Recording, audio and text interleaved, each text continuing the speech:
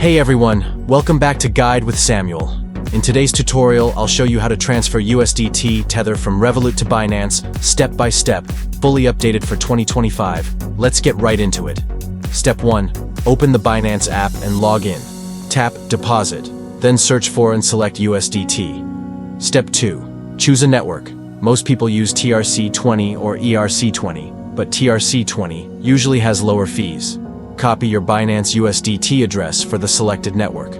Step 3.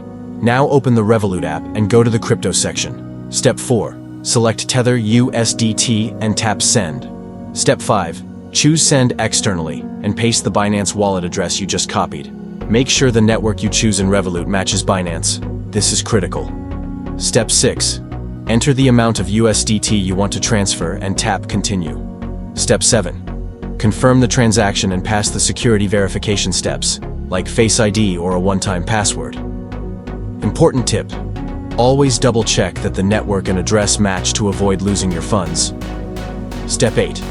After a few blockchain confirmations, your USDT will arrive in Binance. And that's it. You've successfully sent USDT from Revolut to Binance. If this helped, like the video and subscribe to Guide with Samuel for more step-by-step tutorials. See you next time.